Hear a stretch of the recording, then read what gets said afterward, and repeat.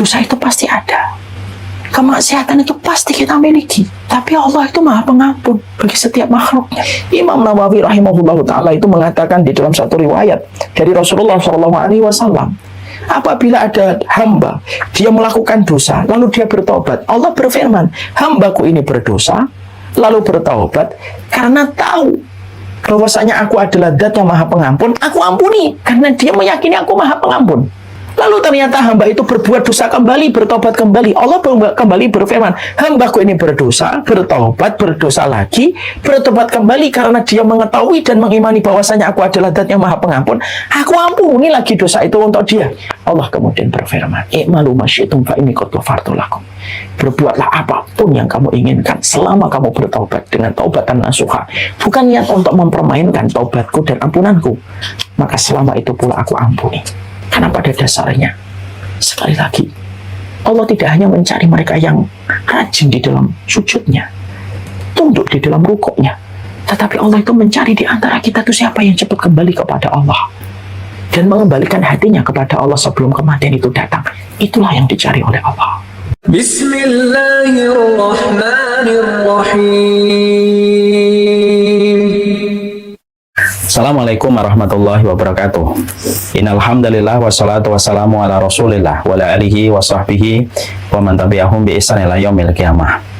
Kepada seluruh para santri dan para santriwati, kepada seluruh para tamu-tamu pada teras kehidupan ilmu, yang semoga Allah memberikan afiat dan Allah memberikan keberkahan, dan semoga pula Allah memberikan istiqomah dalam setiap kehidupan kita ketika melakukan kebaikan. Melakukan kebaikan itu lebih mudah daripada menjaganya setiap waktu, setiap saatnya, karena hati kita terbolak-balik setiap waktunya, berputar setiap saatnya di antara jari jemarinya Allah.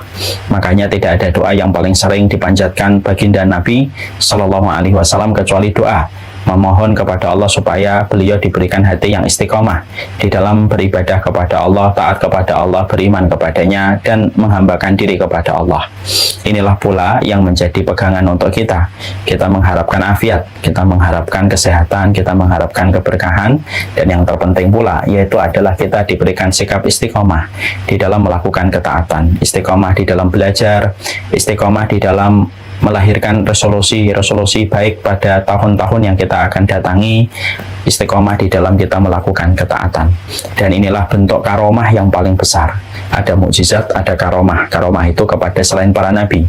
Dulu saya menyangka karomah yang paling besar itu sebagaimana karomah-karomah yang sering kita dengar. Karomah melewati lautan, melewati sungai tanpa tenggelam dan tanpa basah, ataupun karomah-karomah yang sering kita dengar dari orang tua kita. Tapi ternyata memang itu karomah bagi orang-orang yang solih.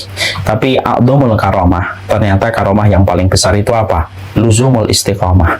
Kalau ada orang diberikan sikap istiqomah di dalam lembaran hari-harinya di dalam ketaatan, berarti dia telah mendapatkan karomah yang paling besar. Karena orang yang beriman lalu istiqomah di dalam imannya, mereka itu adalah wali-walinya Allah di atas muka bumi. Semoga kita selalu mendapatkan hangatnya istiqomah pada perjalanan kehidupan kita. Alhamdulillah, tentunya senang sekali pada kesempatan hari ini kita berjumpa, kita bertemu kembali pada Taman Ilmu, dan sesungguhnya kita bersyukur. Tentunya syukur kita tidak menunggu ketika profit kita bertambah. Syukur kita tidak perlu menunggu ketika rumah kita bertambah luas. Syukur kita tidak perlu menunggu ketika mobil kita bertambah. Karena syukur bagi kalangan materialisme, hambanya dunia, syukur itu baru diberikan ketika bertambahnya karunia ataupun sandang, papan, dan pangan yang dia peroleh dan dia dapatkan. Orang semacam ini biasanya baru bersyukur kalau ekspektasinya, keinginannya dia dapatkan dan terwujud. Barulah dia bersyukur. Kalau semua itu, ekspektasi dan keinginan dia tidak terwujud, maka dia tidak ada hajat untuk bersyukur. Tentunya bukan syukur ini yang menjadi konsep syukur kita. Syukur yang kedua adalah syukurnya orang yang beriman. Orang yang bersyukur itu, orang yang beriman adalah orang yang bersyukur setiap waktu, setiap saatnya. Tidak terpengaruh apakah rumahnya bertambah luas ataukah tidak. Tidak terpengaruh apakah mobilnya atau bertambah ataukah tidak. Setiap apapun kondisi dan keadaan, dia selalu mampu menghadirkan setiap makna yang menjadikan dia bersyukur. Dan syukur itu mampu memberikan keberkahan dalam setiap karunia-karunia yang kita peroleh dan kita dapatkan. Banyak sekali karunia, tetapi belum tentu setiap karunia yang ada pada kehidupan kita berbarengan dan beriringan dengan keberkahan. Contoh, para ulama menyampaikan, kalau kita punya barang, sandang, papan, dan pangan, dan kita memiliki banyak barang di dalam rumah kita, fungsinya sama, tapi barang itu menganggur, tidak kita gunakan dalam urusan akhirat dan tidak pula kita gunakan pada urusan yang mubah pada dunia, maka barang itu hanya numpuk-numpuk. Kita tidak bisa memberi kepada orang lain, kita juga tidak bisa menghadiahkan, kita juga tidak tega untuk membuang. Dan barang itu teronggok-onggok, tertumpuk-tumpuk di dalam rumah kita. Maka para ulama menyampaikan, barang-barang yang kita peroleh, kita beli, kita dapatkan, tetapi ternyata barang itu tidak bisa difungsikan sebagaimana fungsinya dan hanya menjadi tumpukan di dalam rumah kita, dan akhirnya kita merasa terbebani setiap waktunya, maka bisa jadi mungkin itu karunia, tetapi tidak ada keberkahan pada barang-barang itu ketika barang itu tidak menjalankan fungsinya untuk membantu urusan akhirat ataupun urusan dunia kita. Inilah yang kita khawatirkan. Yang kita khawatirkan itu bukan hanya hilangnya barang, tapi yang kita khawatirkan adalah hilangnya keberkahan barang itu. Itu lebih kuat kita khawatirkan. Dan itulah yang menjadikan kita betul-betul akhirnya paham kenapa kita bersyukur atas setiap karunia yang Allah berikan kepada kita, supaya setiap karunia-karunia yang kita peroleh dari Allah berubah menjadi sebuah keberkahan dalam kehidupan kita, mampu kita fungsikan, mampu kita manfaatkan pada perkara-perkara kebaikan dalam kehidupan kita, supaya perkara-perkara itu bermanfaat dan meringankan beban kita dalam kehidupan di akhirat kelak nanti. Inilah yang menjadikan kita harus paham. Semoga setiap karunia-karunia yang ada dalam kehidupan kita selalu tergunakan di jalan Allah, ataupun tergunakan pada perkara mubah dalam konteks kehidupan di dunia. Makanya ibu dan bapak notaris, bapak dan ibu apakah tahu Umar bin Khattab itu kalau memiliki barang, maka setiap barang yang beliau miliki, setiap barang yang beliau dapatkan selalu ditulisi dengan kata mahbusun fisabilillah. Mahbusun fisabilillah itu tertawan dan tergunakan hanya di jalan Allah. Kenapa tulisan itu dibuat sama Umar bin Khattab di setiap barang yang beliau miliki? Untuk mengingatkan beliau supaya barang-barang itu dipakai dalam kerangka mendekatkan kepada Allah. Maka ini pula yang menjadikan kita mengkaitkan pada kehidupan kita. Semoga setiap barang yang kita miliki, setiap benda yang kita miliki, pada dasarnya kita meniru apa yang kita ilhami dan kita inspirasi dari kehidupan Umar bin Khattab. Semoga handphone kita, rumah kita, gadget kita, mobil kita adalah barang-barang yang menjadi mahbusun fisabilillah, tertawan dan tergunakan hanya di jalan Allah. Banyaklah bersyukur supaya barang-barang yang kita miliki tidak memberatkan hisab kita. Barang itu tergunakan hanya di jalan Allah, dan Allah yang mampu menjadikan semua itu terwujud pada kehidupan kita. Kepada Allah kita berharap dan kepadanya kita mengharapkan pertolongan dalam setiap urusan kehidupan kita. Kita pada kesempatan hari ini akan melanjutkan kajian kita, yaitu membahas 40 karakteristik mereka yang dicintai oleh Allah Subhanahu wa taala.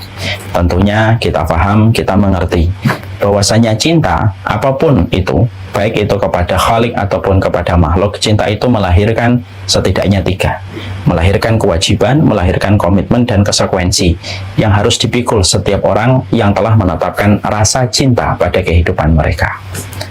Laki-laki dan perempuan yang saling mencintai dan terikat dalam bentuk pernikahan, lalu mereka mengaku saling mencintai, maka tentunya ada 3. Setidaknya yang dibebankan dan dipikulkan kepada mereka yang telah jatuh cinta dan mengikat di dalam pernikahan. Ada komitmen, ada kewajiban, ada konsekuensi dari seorang laki-laki ketika telah jatuh cinta kepada istri, dan sebaliknya ketika istri telah jatuh cinta kepada sang suami. Kalau ada orang ketika mereka telah jatuh cinta, ternyata ketika mereka telah jatuh cinta lalu tidak mau mengambil kewajiban, tidak mau memikul komitmen, dan tidak mau untuk melaksanakan atau tidak mau menghadapi konsekuensi, makanya cintanya itu menjadi cinta yang palsu, cinta yang sifatnya rekayasa. Cinta yang murni adalah cinta yang menjadikan setiap orang yang jatuh cinta dan mengharapkan cinta, mereka telah mempersiapkan diri, kewajibannya apa, komitmennya apa, dan dia siap menghadapi konsekuensi apapun yang dia peroleh pada apa yang dia rasakan ketika telah jatuh cinta. Coba kalau kita lihat ada seorang suami mengatakan cinta sama istrinya, tapi dia tidak melaksanakan kewajiban memberi nafkah, dia tidak berkomitmen untuk mendidik istrinya, dan dia tidak siap dengan konsekuensi amanah tanggung jawab yang semakin menumpuk ketika menikah kepada seorang wanita. Maka mungkin wanita itu tidak akan betah, tidak akan nyaman berada di samping sisi seorang laki-laki yang hanya pandai mengucapkan kata cinta tetapi tidak mengambil 3 risiko: komitmen, kewajiban, dan konsekuensi. Sama pula ada seorang perempuan, dia mengatakan cinta kepada suaminya, tapi dia tidak melaksanakan komitmen untuk khidmah, dia tidak melaksanakan kewajiban untuk taat kepada suaminya, dan dia tidak mau mengambil konsekuensi dan menghadapi konsekuensi untuk terus membersamai suaminya apapun kondisi yang terjadi pada kehidupan keluarga mereka. Walaupun istrinya pandai merangkai puisi dan kata-katanya puitis tentang masalah cinta, tentunya suaminya akan meragukan cinta dari istrinya, karena memang cinta itu beriringan dengan komitmen, kewajiban, dan konsekuensi. Inilah yang menjadikan kita akhirnya kenapa kita mempelajari 40 karakteristik mereka yang dicintai oleh Allah, karena kita sepakat bahwasanya kita ini mencintai Allah, dan kita ketika telah mencintai Allah dan menjadi puncak tertinggi dari rasa yang kita miliki sebagai manusia, bagaimana kita ingin mendapatkan cintanya Allah, inilah yang menjadikan kita akhirnya lahirlah satu persatu komitmen, lahirlah satu persatu kewajiban, dan lahirlah satu persatu tanggung jawab. Dan inilah yang menjadikan kita mempelajari 40 karakteristik, karena ini merupakan salah satu bentuk komitmen kita ketika merangkai cinta kepada Sang Khalik. Ini yang pertama alasannya. Alasan yang kedua, kenapa sih kita mempelajari 40 karakteristik mereka yang dicintai oleh Allah? Maka jawaban yang kedua yang menjadi why atau menjadi latar belakang itu adalah, saya teringat kepada sebuah dialog dari seorang ulama yang bernama Fudail bin Iyad. Fudail bin Iyad itu pernah bertanya sama seorang laki-laki yang sepuh tua. Lalu ditanya, "Kam umruk, berapa umurmu?" Maka orang itu yang tua dan sepuh menjawab, "Situna sanatan, saya umurnya 60 tahun. Lalu Fudail bin Iyad merespon, "Berarti kamu telah 60 tahun berjalan menuju kepada Allah." Masya Allah ya. Disinilah kita mendapati seorang Fudail bin Iyad itu memotret bahwasanya umur itu merupakan perjalanan manusia menuju kepada Allah. Rihlatun ilallah, journey to Allah. Jadi umur itu, kalau orang itu betul-betul cinta sama Allah, maka umur itu adalah bagian dari perjalanan panjang dia menuju kepada Allah. Lalu Fudail bin Iyad mengatakan, "Masya Allah, 60 tahun kamu telah berjalan menuju kepada Allah, dan sebentar lagi kamu akan sampai kepada tujuan dan terminal akhirmu." Inilah yang menjadikan kita akhirnya, kita ini pada dasarnya, ketika kita telah menjadikan Allah menjadi zat yang paling kita cintai, berarti umur-umur kita ini adalah umur yang kita lewati telah menuju kepada Allah. Semakin hari bertambah, semakin kita tinggalkan dunia, dan semakin kita tinggalkan kerumunan manusia, dan semakin kita menuju kepada Allah. Inilah sebuah makna yang luar biasa. Umur manusia pada dasarnya adalah perjalanan dia menuju kepada Allah. Tentunya ketika ini merupakan rihlatun ilallah, ketika ini adalah rihlatun ilallah, maka sesungguhnya yang mengkhawatirkan kita bukanlah kapan kita akan sampai pada ujung perjalanan kita menuju kepada Allah. Tentunya yang kita khawatirkan itu adalah bekal apa yang telah kita persiapkan untuk berjumpa dengan Allah, yang telah memberikan waktu dalam perjalanan hidup kita, di dalam rihlatun ilallah, journey to Allah ini kita lewati. Nah, tentunya inilah yang kemudian menjadi sebuah pertanyaan besar, karena perjalanan menuju kepada Allah ini pasti ada ujungnya, dengan batas ajal yang Allah tentukan masing-masing untuk kita. Yang kita khawatirkan bukan batas akhir ajal kita kapan, tapi yang kita khawatirkan adalah bagaimana yang kita persiapkan ketika nanti kita berjumpa dengan Allah, ketika perjalanan rihlatun ilallah ini sudah sampai pada garis finish. Nah, inilah yang menjadikan kita memiliki alasan yang kedua. Kenapa sih kita pelajari 40 karakteristik mereka yang dicintai oleh Allah? Karena semua yang hadir di sini, notaris, dokter, apapun profesi kita sedang berjalan menuju kepada Allah, dan perjalanan ini akan menginjak garis finish. Bukan garis finish yang mengkhawatirkan kita dan memusingkan kita, tetapi yang kita khawatirkan apa yang sudah kita lakukan. terhadap Rabb yang kita tuju pada perjalanan panjang pada kehidupan kita ketika kita menuju kepada Allah. Sekali lagi, hidup kita, umur kita adalah rihlatun ilallah.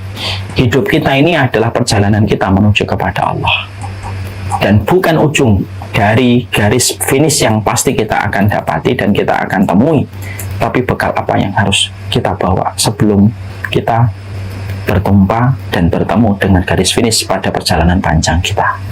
Nah, inilah yang menjadikan kita mengkaji 40 karakteristik mereka yang dicintai oleh Allah Subhanahu wa taala.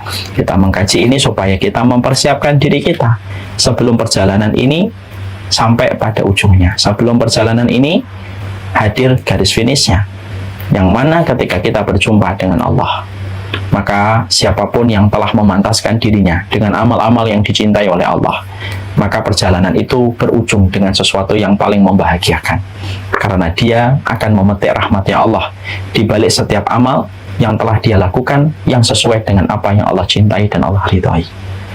Dua alasan itulah yang menjadikan kita setiap bulan mengkaji bareng-bareng 40 karakteristik mereka yang dicintai oleh Allah, karena cintanya Allah harus diraih dengan ilmu. Inilah komitmen, ini juga merupakan kewajiban, dan ini merupakan bagian dari konsekuensi yang harus kita berikan pada perjalanan kita menuju kepada Rabb yang kita cintai, yang menguasai alam semesta, yaitu adalah Allah Azza wa Jalla. Kemarin kita telah menjelaskan bahwasanya anak tangga yang pertama yang menjadikan diri kita dicintai oleh Allah dan diridhai oleh Allah, yaitu adalah ketika kita senantiasa mensucikan diri kita dari perkara hadas dan perkara najis. Dan ini sudah kita sampaikan panjang lebar pada pertemuan kita yang lalu. Sekarang mari kita mengkaji, dan sekarang mari kita membahas anak tangga yang kedua. Anak tangga yang kedua yang menjadikan seseorang itu dicintai oleh Allah Subhanahu wa taala, mari kita buka pada halaman bukunya, halaman yang ke-15. Yaitu ketika kita mendapati dan menjumpai pada surat Al-Baqarah 222. Innallaha yuhibbut tawwabina wa yuhibbul mutatahhirin. Allah itu mencintai orang yang bertaubat, lagi mencintai orang yang mensucikan diri. Pada dalil inilah akhirnya kita mengetahui betul bahwasanya termasuk orang yang Allah sangat cintai dan Allah pantaskan mereka untuk menjemput dan meraih rahmatnya Allah dan ridhanya Allah adalah mereka yang bertaubat. Sebelum kita terangkan panjang lebar, saya akan menyampaikan mukadimah dulu. Tentunya kita paham betul bahwasanya manusia itu sangat melekat atau sangat identik dengan dosa. Ya, karena memang pada dasarnya Allah ketika menciptakan kita, Allah tahu bahwasanya manusia itu akan banyak melakukan dosa. Bukankah para malaikat ketika mengetahui bahwasanya Allah akan menciptakan manusia, para malaikat lalu berkata kepada Allah, apakah engkau akan ciptakan makhluk yang akan mengalirkan darah lalu berbuat kerusakan? Malaikat saja yang ilmunya terbatas, tidak sebagaimana ilmu yang tiada batas yang dimiliki oleh Allah, itu pun tahu bahwasanya manusia itu akan berbuat kerusakan dan akan berbuat mengalirkan darah. Apalagi Allah itu tahu. Tapi disitulah kemudian kita harus paham kenapa Allah itu tetap menciptakan kita manusia, walaupun Allah tahu bahwasanya manusia itu identik dengan berbagai macam kemaksiatan, mengalirkan darah, dan mereka adalah makhluk yang terus berbuat kerusakan, karena memang yang dicari oleh Allah dalam kehidupan manusia itu bukan manusia yang bersih dari dosa, dan Allah tidak mencari manusia yang mereka bersih dari kemaksiatan. Tapi yang dicari oleh Allah dalam kehidupan ini ketika Allah itu menciptakan manusia, ketika Allah tahu manusia itu pasti berbuat dosa dan kemaksiatan, yang dicari oleh Allah yaitu adalah manusia yang kembali kepada Allah, bertaubat kepada Allah. Lalu mereka akan mendapatkan rahmat disebabkan taubat yang mereka berikan di jalan Allah. Allah itu kalau mencari makhluk, bahwasanya makhluk yang Allah cari itu adalah makhluk yang tidak pernah melakukan dosa dan melakukan kemaksiatan, Allah cukup menciptakan malaikat karena malaikat tidak pernah berbuat kemaksiatan. La ya'sunallaha ma amarahum wa yaf'aluna ma yu'marun. Allah itu mensifati malaikat itu selalu melakukan apa yang diperintahkan dan tidak pernah bermaksiat apa yang diperintahkan kepada mereka. Kalau Allah itu memang dalam kehidupan kita, yang dicari oleh Allah itu hanyalah manusia, hanyalah makhluk yang tidak berbuat dosa dan kemaksiatan, maka cukuplah Allah itu menciptakan malaikat dan tidak perlu menciptakan manusia. Tapi kenapa Allah sudah menciptakan malaikat yang hakikatnya, karakternya malaikat tidak pernah berbuat dosa dan kemaksiatan sedikit pun, walaupun setitik noda, mereka tidak pernah berbuat kemaksiatan. Kemudian Allah tetap menciptakan manusia. Sekali lagi, Allah itu tidak mencari manusia yang bersih dari dosa. Karena Allah tahu mustahil mendapati manusia bersih dari dosa dan kemaksiatan. Karena Allah tahu bahwasanya manusia punya kebutuhan, punya hawa nafsu, dikelilingi oleh setan yang menjadikan manusia itu pelaku-pelaku dosa dan pelaku kemaksiatan. Walaupun ilmu datang kepada mereka, peringatan datang kepada mereka, nasihat mengalir untuk mereka, tapi manusia itu tetap melakukan dosa dan kemaksiatan. Dan Allah tahu sebelum Allah menciptakan manusia itu. Tapi memang yang dicari oleh Allah dalam kehidupan kita ketika Allah menciptakan manusia, Allah itu mencari siapa di antara manusia yang kembali kepada Allah dan bertaubat.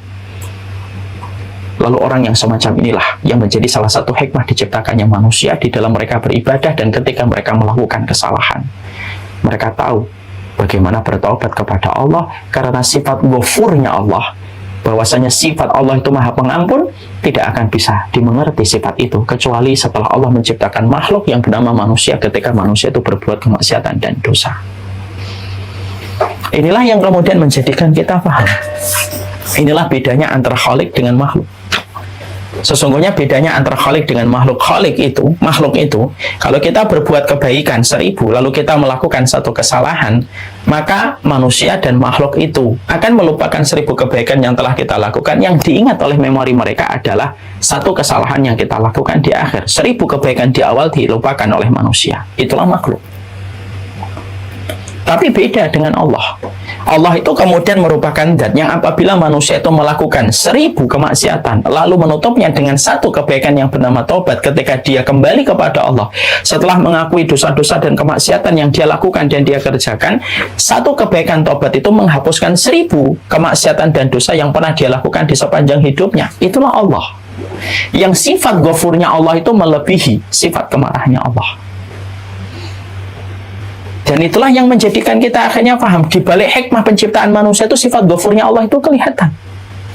Kalau Allah menciptakan hanya malaikat, sifat ghafurnya Allah akan begitu sulit untuk dipahami, karena malaikat tidak pernah berbuat dosa untuk meminta ampunan kepada Allah.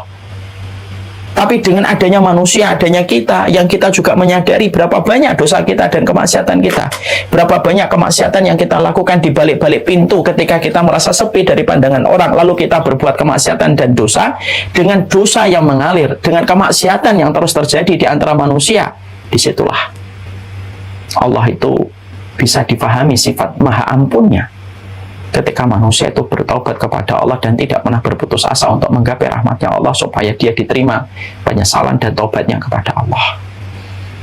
Dan itulah yang kemudian kita harus mengerti. Ya. Makanya Masya Allah, kalau kita kemudian sudah melihat bagaimana sifat ampunannya Allah, makanya kemudian pernah ada sebuah kejadian, ada seorang ulama, ya, kalau tidak salah Fudail bin Iyad. Fudail bin Iyad ini pernah berjalan ketika akan melaksanakan sholat asar. Ya.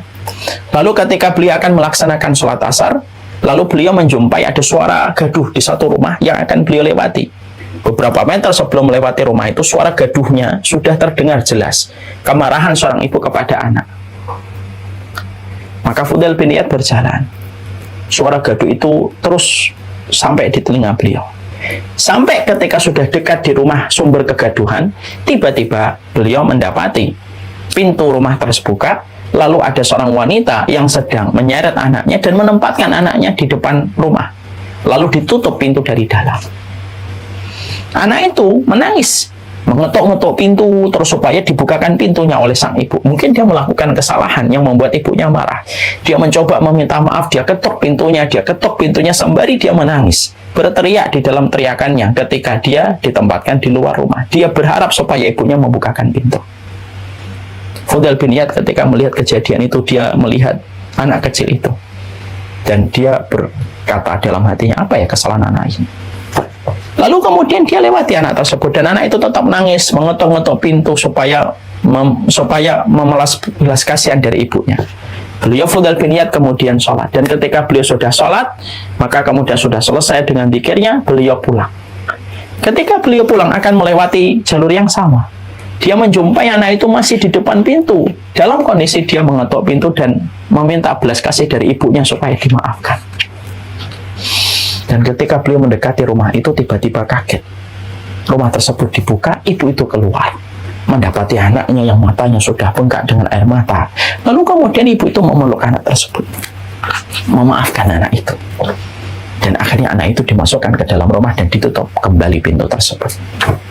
Fudail bin Iyad ketika melihat kejadian itu, maka beliau itu tergetar. Lalu kemudian beliau itu sampai akhirnya terdiam, terduduk dia.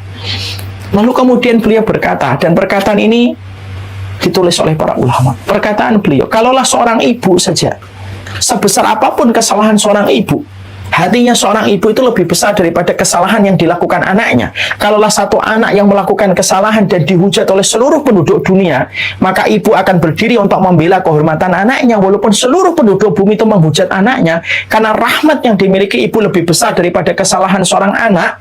Lalu Fudail bin Iyad itu berkata, itu baru ibu, apalagi Allah yang menciptakan ibu, seluruh ibu di atas muka bumi ini dengan seluruh rahmat yang Allah titipkan kepada hati-hati mereka supaya mereka selalu mampu memaafkan anak-anaknya, apalagi Allah kepada hambanya.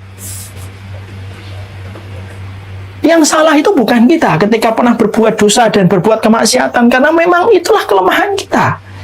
Itulah hawa nafsu yang sering mengkudeta hati kita sampai menjadikan kita terus melakukan dosa, terus lagi melakukan maksiat, menyesal, melakukan kembali. Yang salah bukan dosanya dan kemaksiatannya ketika kita sudah berusaha menahan tetapi jebol kembali kita melakukan dosa dan melakukan kemaksiatan. Tetapi kemudian yang kita khawatirkan adalah orang yang tidak pernah kembali kepada Allah ketika dosa itu pernah dilakukan olehnya. Padahal Allah itu adalah Zat yang pengampun. Dan orang yang dicintai oleh Allah itu bukan hanya orang yang sholat. Orang yang dicintai oleh Allah itu bukan hanya orang yang rukuk. Orang yang dicintai oleh Allah itu bukan hanya orang yang banyak sedekah, tapi termasuk orang yang paling dicintai oleh Allah adalah orang yang banyak melakukan dosa dan melakukan kemaksiatan. Bisa jadi dihinakan manusia, tetapi dia tidak pernah putus harapan kepada Allah. Hingga Allah kemudian memberikan kepadanya taubat nasuha ketika dia menyesal atas perbuatan yang dia lakukan. Sampai Allah sempurnakan cintanya Allah kepadanya ketika dia kembali kepada Allah, walaupun dosa dan tumpukan kemaksiatan telah mengiringi perjalanan hidupnya sebelumnya. Kita yang kemudian kita pahami begitu.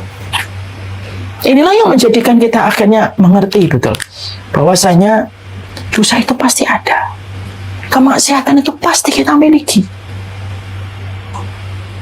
Tapi Allah itu Maha Pengampun bagi setiap makhluknya. Makanya dalam satu riwayat Muslim diterangkan oleh Imam Nawawi rahimahullahu ta'ala.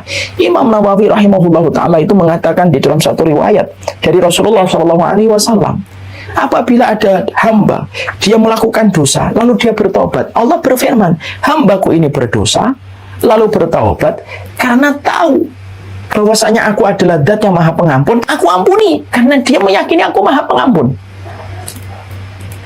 Lalu ternyata hamba itu berbuat dosa kembali, bertobat kembali. Allah kembali berfirman, hambaku ini berdosa, bertobat, berdosa lagi, bertobat kembali karena dia mengetahui dan mengimani bahwasanya aku adalah Zat yang Maha Pengampun. Aku ampuni lagi dosa itu untuk dia. Lalu dia kemudian berbuat dosa kembali, kemudian bertobat kembali. Allah pun berkata kembali, hambaku ini berdosa, bertobat, berdosa, bertobat, berdosa lagi, bertobat kembali. Karena tahu aku adalah Zat yang Maha Pengampun, aku ampuni lagi dosa-dosa mereka, dosa-dosanya. Kata Rasulullah, kemudian dia berdosa lagi, bertobat kembali. Allah kemudian berfirman, i'malu masyitum fa inni qad ghafartu lakum.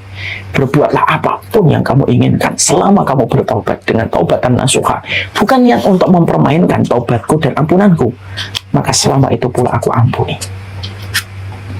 Makanya sampai Imam Nawawi berkata, kalau ada manusia dia berbuat dosa kemaksiatan 1000, Allah memiliki 1001 ampunan. Kalau ada manusia melakukan kemaksiatan 1.000.000 kemaksiatan yang dilakukan sepanjang perjalanan hidupnya, 1.000.000 dia melakukan kemaksiatan, kata Imam Nawawi, Allah memiliki 1.000.000 ampunan maghfirah yang lebih banyak daripada dosanya. Karena selalu tinggi maghfirah Allah dibandingkan pencapaian dosa dan kemaksiatan yang dilakukan manusia. Karena pada dasarnya, sekali lagi, Allah tidak hanya mencari mereka yang rajin di dalam sujudnya, tunduk di dalam rukuknya, tetapi Allah itu mencari di antara kita itu siapa yang cepat kembali kepada Allah dan mengembalikan hatinya kepada Allah sebelum kematian itu datang. Itulah yang dicari oleh Allah. merasa hina dengan dosa itu bagian dari salah satu perkara yang bisa menjadikan seseorang itu dicintai oleh Allah. Perhatikan antara Nabi Adam dengan iblis. Ya, Adam dan iblis itu memiliki 3 persamaan. Tapi ada satu perbedaan, dan satu perbedaan itu membedakan nasib mereka di hadapan Allah. Bukankah Adam dan iblis sama-sama penduduk surga sebelumnya? Adam penduduk surga, iblis penduduk surga. Bukankah sama-sama melakukan satu kesalahan? Iblis tidak mau sujud kepada Adam. Adam memakan buah yang diharamkan oleh Allah. Bukankah kemudian iblis diturunkan oleh Allah dari surga, diturunkan di atas air dan membangun kerajaannya di atas air, sebagaimana Adam juga dikeluarkan dari surga dan ditempatkan di atas bumi? 3 persamaannya. Tapi yang membedakan antara Adam dengan iblis itu apa? Satu, iblis tidak pernah merasa bersalah dengan dosa dan kemaksiatan yang dia lakukan, justru menjadi sombong, dan Allah tempatkan dia dan campakkan dia di dalam laknatnya Allah selamanya, dan tidak ada tempat kembalinya kecuali neraka. Tapi beda dengan Adam. Adam memang melakukan satu kesalahan. Adam memang dikeluarkan pula dari surga. Adam pula memang dicampakkan oleh Allah dari rahmatnya Allah, dari surganya Allah. Tapi ketika Nabi Adam tahu bagaimana cara dia kembali kepada Allah, menyesali dosanya, menyesali kemaksiatannya, sampai beliau berdoa, Rabbana zalamna anfusana wa illam taghfir lana wa tarhamna lanakunanna minal khasirin, maka itulah yang menjadikan akhirnya Nabi Adam. Itulah yang menjadikan akhirnya Nabi Adam diterima taubatnya oleh Allah. Dikembalikan Nabi Adam kembali ke kampung halamannya, yaitu adalah surga. Dan itu dibedakan dengan taubat yang tidak dimiliki oleh iblis ketika sama-sama melakukan satu kesalahan. Kita tentunya sadar, balil insanu ala nafsihi basira. Setiap orang itu tahu dosa kita ini apa. Setiap orang itu paling tahu tentang dirinya. Dosa apa yang telah kita lakukan, dosa apa yang telah kita kerjakan, itu yang paling tahu itu diri kita semuanya. Kita yang paling tahu tentang dosa-dosa kita. Kalaupun kemudian bertumpuk-tumpuk dosa kita dari ucapan kita, mata kita, telinga kita, apapun yang kita lakukan di bawah meja, apapun yang kita lakukan di atas tempat kantor kita, kalaupun kita pernah melakukan semua kemaksiatan itu, dan pernah kita goreskan perkara yang Allah murkai yang kita lakukan walaupun telah datang kepada kita ilmu, jangan putus asa dari harapan kita untuk mendapatkan maghfirahnya Allah. Karena tobat itu perkara yang Allah cintai. Yang Allah cintai adalah orang yang bertobat, yang kembali kepada Allah setelah dia menyadari perjalanan hidupnya penuh dengan dosa dan maksiat. Orang yang beruntung di hadapan investasi Allah bukanlah orang yang mereka itu banyak sujudnya semata, orang yang banyak tahajudnya, tapi orang yang salah satunya beruntung itu adalah orang yang mereka itu memiliki investasi taubat.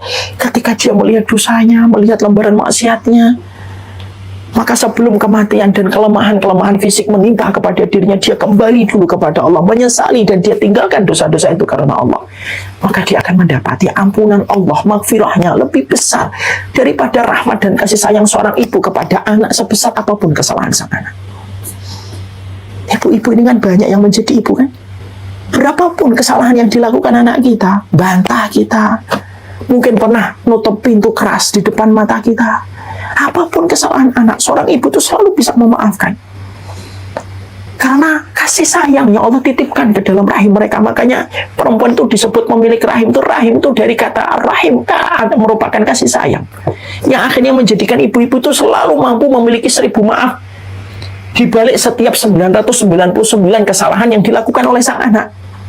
Kalaulah seorang ibu saja memiliki 1000 maaf untuk 999 kemaksiatan atau kesalahan yang dilakukan oleh seorang anak, apalagi Allah.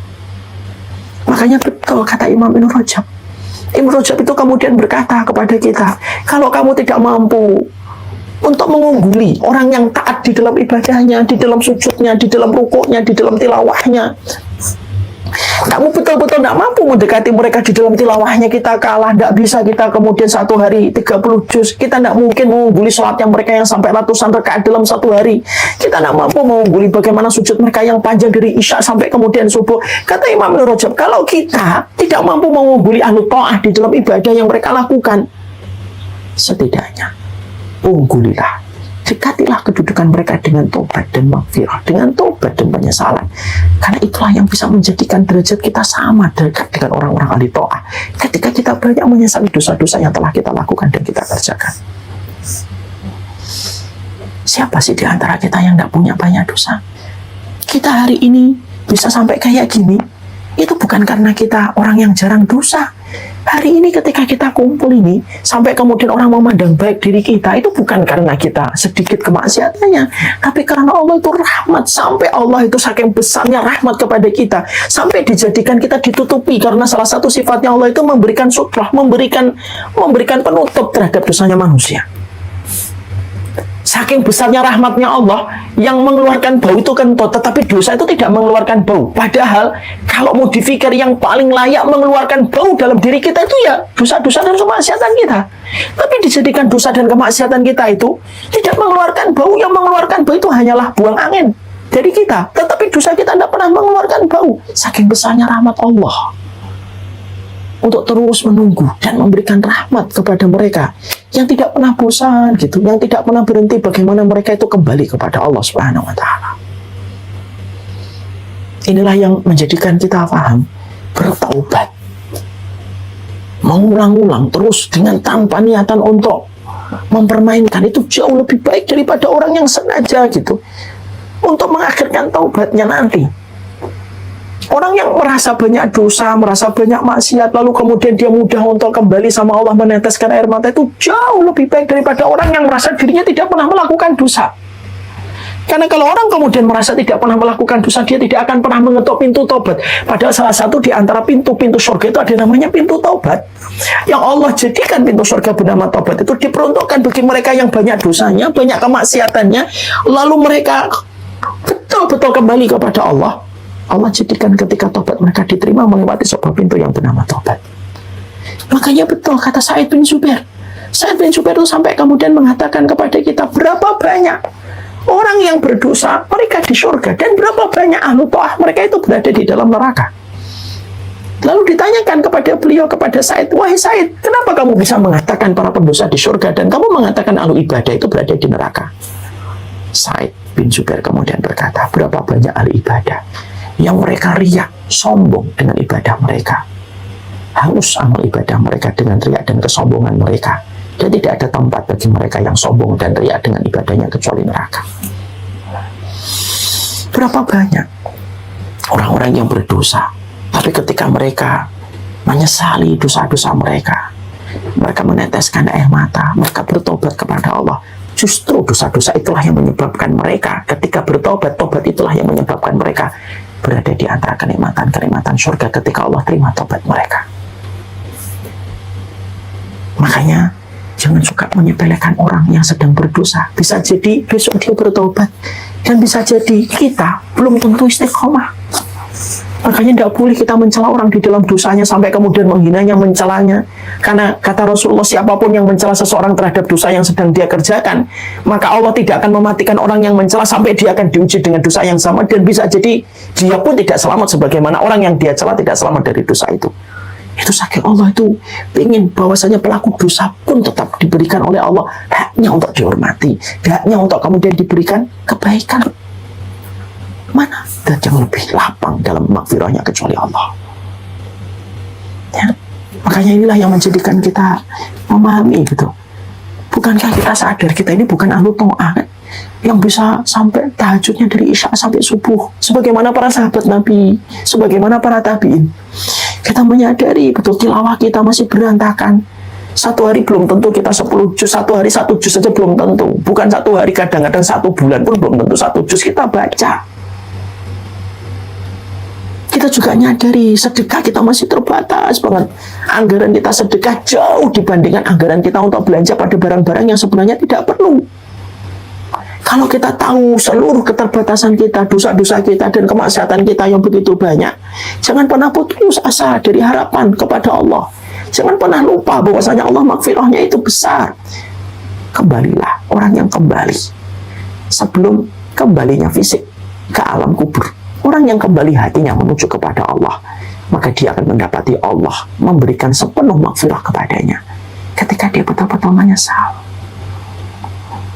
Allah tahu Allah itu tahu kita ini memang pelaku dosa. Allah itu ngerti kita itu memang berbuat maksiat. Sudah datang ilmu, dikerjain yang salah. Sudah datang peringatan, masih aja ngerjakan yang maksiat. Allah tahu semuanya, Allah itu tahu. Allah itu ngerti yo. Tapi yang Allah minta dan Allah gariskan kepada kita, Allah tak mencari kita yang lembaran-lembaran harinya itu bersih putih, tidak ada kesalahan sama sekali. Allah tidak nyari itu karena Allah tahu tidak mungkin itu terjadi. Tapi Allah mencari orang yang hitam lembarannya dengan dosa. Ketika dia menyadari dengan tobat, dia ingin memutihkan kembali lembaran itu ketika bertobat kepada Allah. Ya, maka pantas kalau Imam Ibnu Qayyim berkata, setan itu memiliki anak panahnya banyak. Kata Imam Ibnu Qayyim, setan itu anak panahnya banyak, Pak. Anak panah yang diarahkan objeknya itu kepada manusia supaya manusia itu meninggalkan ketaatan. Ada anak panah zina, ada anak panah khamr, ada anak panah judi, ada panah-panah banyak. Tapi kata Imam Ibnu Qayyim, di antara anak-anak panah yang dimiliki oleh iblis, yang paling disenangi iblis itu anak panah yang bernama taswif. Apa itu anak panah yang bernama taswif? Anak panah taswif itu takjil taubah, memperlambat tobat.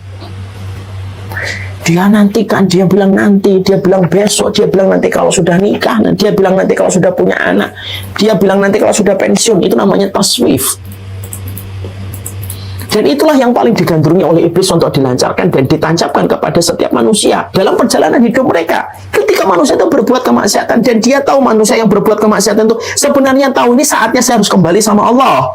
Lalu kemudian diarahkan panah itu, beracun itu, diarahkan objeknya kepada manusia yang menyesali banyaknya dosa. Saya banyak berbohong, saya banyak berdusta, saya banyak melakukan ini, banyak melakukan itu. Dan ketika dia ingin kembali kepada Allah, ditancap dengan taswif supaya kemudian dia lalu berkata, besok aja deh, jangan sekarang. Tidaklah taswif itu, kata Imam Ibnu Qayyim, terus dilemparkan kepada hati manusia supaya manusia akhirnya ketika dia menunggu taubat, ajalnya tidak menunggu komitmen itu hingga ajal itu memutuskan rencana dan angan-angan dia bertaubat dan akhirnya mempertemukan paksa dia ke alam kubur. Dan berapa banyak orang yang hari ini berada di area kuburan adalah orang yang pernah berkata, besok saya akan tobat. Tapi ketika tidur, esok hari tidak pernah datang menjumpai dia di dunia kecuali dia sudah berada di dalam alam barzah. Berapa banyak orang yang mereka kemudian berkata, insya Allah nanti kalau sudah nikah saya akan menutup aurat. Sebelum datangnya pernikahan, ternyata seseorang telah berada kaku di dalam kain kafan untuk dikafani. Dan itulah yang paling digandrungi oleh setan. Karena apa? Setan tahu kalau manusia sudah terpanah dengan taswif, dia melambatkan taubat. Dia tidak pernah mendapatkan maghfirah Allah. Karena maghfirah itu hanya bisa dijemput dengan hati yang taubat kepada Allah dan menyesali dosa yang pernah dilakukan. Makanya Masya Allah, indah betul agama ini. Agama ini adalah agama yang tidak pernah memberatkan. Agama ini adalah agama yang paling paham terhadap kesalahan, terhadap manusia. Makanya Allah turunkan berbagai macam syariat. Salah satunya syariat taubat itu karena Allah tahu manusia itu memang tidak bisa kayak malaikat. Kadang kita bantah suami, kadang kita ingat kesalahan, kadang kita suka melalaikan kewajiban kita sama istri, kadang ingat. Memang begitulah manusia. Dan manusia yang paling beruntung adalah manusia yang kembali kepada Allah dalam kondisi dia diampuni oleh Allah.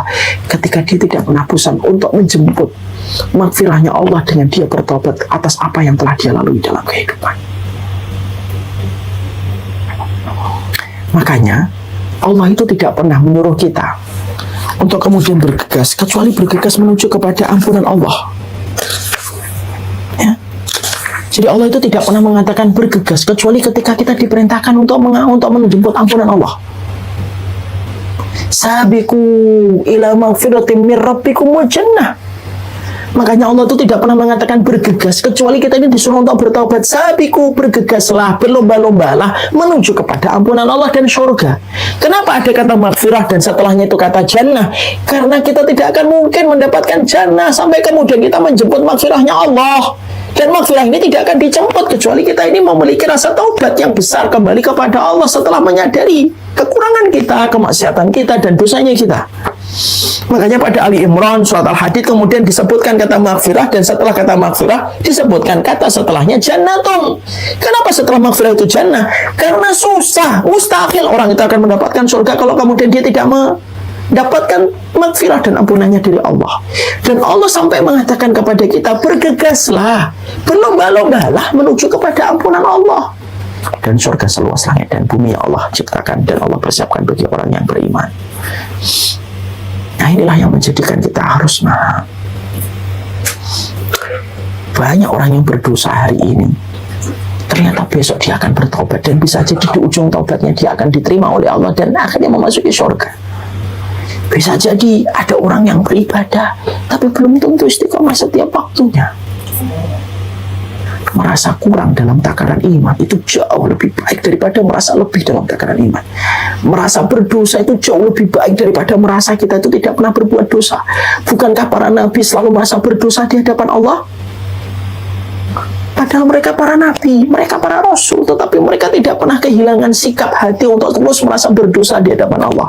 Setingkat Nabi Adam, itu pun mengucapkan Rabbana zalamna anfusana wa illam taghfir lana wa tarhamna lanakunanna minal khasirin. Setingkat Nabi Yunus yang sudah menjadi nabi, sudah menjadi rasul, doanya apa? La ilaha illa anta subhanaka inni kuntu minadh dhalimin. Setingkat Rasulullah pun tidak pernah beliau melewati satu hari kecuali beristighfar itu 100 kali dalam setiap hari yang beliau lewati.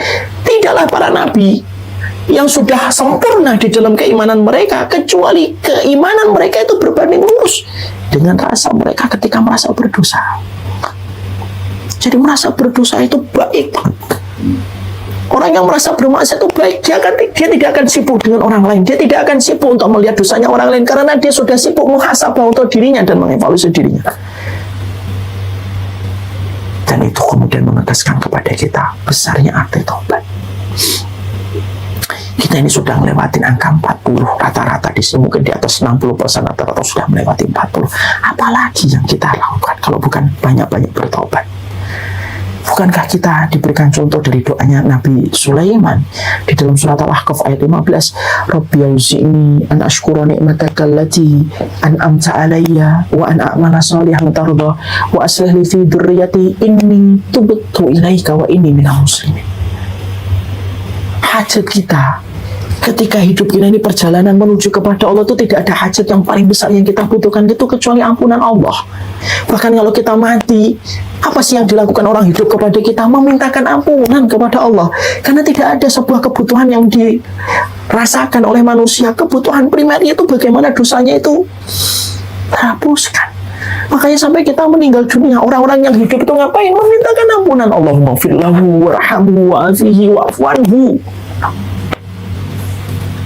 Bahkan kemudian Rasulullah SAW ketika ada jenazah yang baru dikuburkan, lalu kemudian Rasulullah mengatakan, istaghfiru li akhikum, mintakanlah ampunan kepada saudara kalian ini. Selalu tentang pengampunan. Kenapa selalu tentang pengampunan? Ketika orang itu sudah terbujur kaku, ketika masing-masing dari kita nanti akan meninggal dunia, itu tidak ada yang kita lakukan orang yang hidup kepada yang meninggal kecuali memintakan ampunan untuk orang yang telah meninggal dunia.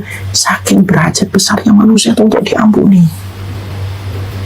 Kita hari ini, Bapak dan Ibu, masih berada pada waktu yang dimimpikan oleh orang-orang di dalam kuburnya, supaya mereka itu mampu bangun sebentar dan berkata kepada Allah, ini betul, saya ini tobat ya Allah, tobat ya Allah, dosa yang saya lakukan. Kita ini, Masya Allah ya, banyak di antara kita kadang-kadang jadi walinya Allah di tengah keramaian, tapi menjadi walinya syaitan. Kita di tengah kesepian, dosa yang kita tumpuk, dosa yang kita sembunyikan, terus kita lakukan. Tapi ketika kita menyadari itu, paham tentang realita bagaimana buruknya dan hitamnya kehidupan kita, jangan pernah putus dari rahmatnya Allah. Bertobatlah. Karena Allah itu mencari siapa di antara kita yang bertobat. Cintanya Allah beda dengan cintanya makhluk. Cintanya makhluk itu kalau ada di antara orang yang berpasangan, kok pasangannya melakukan kesalahan, sulit rasanya pasangannya itu akan memaafkan dengan gampang. Bahkan bisa jadi kalaupun memaafkan, dia tetap mengungkit-ungkit kesalahan itu. Itulah manusia. Karena mendapatkan cintanya manusia itu apa? tidak ada dosa dan tidak ada kesalahan yang terjadi. Baru kita mendapatkan cintanya makhluk. Beda dengan cintanya Khalik. Cintanya Khalik itu justru berbeda. Cintanya Khalik itu datang membersamai kepada mereka yang banyak melakukan dosa, tapi mereka kembali sama Allah. Cintanya Allah kepada mereka yang bertobat, sampai Allah sampaikan di dalam surat Al-Baqarah 222 yang tadi kita baca, Innallaha yuhibbut tawwabin wa yuhibbul mutatahhirin. Allah itu mencintai orang yang bertobat, sebagaimana Allah itu mencintai orang yang mensucikan diri. Inilah yang kemudian menjadikan kita adalah muqaddimah. Karakteristik yang kedua yang menjadikan kita paham. Jangan diremehkan taubat. Jangan-jangan kita ini sering remehin taubat karena kita kena penyakit taswif. Jangan meremehkan taubat. Jangan-jangan setan itu berhasil menjadikan kita merasa bahwasanya kita tidak banyak dosa, makanya kita ngitungin orang aja, nilai orang aja, karena kita tidak pernah merasa diri kita ini banyak dosa dan banyak kemaksiatan. Merasa kurang dalam takaran iman yang menjadikan kita selalu semangat di dalam bertobat itu jauh lebih baik daripada merasa lebih dalam takaran iman, tapi menjadikan kita akhirnya tidak seakan-akan membutuhkan taubat. Ya, tidaklah para nabi kecuali mereka merasa dosanya banyak di hadapan Rabb-nya. Nabi Musa, Nabi Isa, Nabi Yunus, hatta Rasulullah sendiri pun selalu merasa mereka berdosa. Inilah perasaan paling mahal, Pak. Merasa berdosa. Yang belum tentu setiap orang memiliki perasaan itu. Karena bisa jadi setan itu membuat kita amnesia terhadap dosa-dosa dan kemaksiatan yang telah kita lakukan. Dan seakan-akan dosa kita kecil gitu. Hanya karena kita tidak pernah membunuh. Hanya karena kita tidak pernah berjudi. Hanya karena kita mungkin tidak pernah minum alkohol. Lalu menjadikan dengan itu kita selamat dalam 3 ini. Seakan-akan kita sudah seakan-akan itu tidak melakukan dosa. Padahal dosa kita banyak dari mata, telinga, omongan kita. Bisa jadi omongan kita lebih besar daripada dosa 3 yang tadi kita sebutkan. Tanpa kita sadari ketika setan berhasil mengelabui kita dan menipu kita. Dari apa yang kemudian terjadi? Semoga Allah masih rahmat untuk kita. Banyak betul dosa kita, banyak yang kita lakukan. Dosa kita sama istri, dosa kita sama suami, dosa kita sama anak, dosa kita sama kakak kita gitu. Kadang-kadang nggak kerasa gitu, numpuk-numpuk gitu. Walaupun sudah numpuk-numpuk itu ternyata kita masih merasa nggak banyak dosa buat saya ini. Orang yang memiliki perasaan berdosa jauh lebih baik daripada orang yang merasa suci di hadapan Allah. Wassallallahu ala nabiyina Muhammad. Walhamdulillahirrabbilalamin. Kita baru pembahasan muqaddimah, karakteristik yang kedua. Insya Allah pada pertemuan selanjutnya kita bahas keutamaan tobat ini apa dan bagaimana cara kita bertobat supaya betul-betul kita layak kembali kepada Allah dengan ilmu, karena kembali kepada Allah pun harus dengan ilmu. Sallallahu ala nabiyina Muhammad walhamdulillahirrabbilalamin.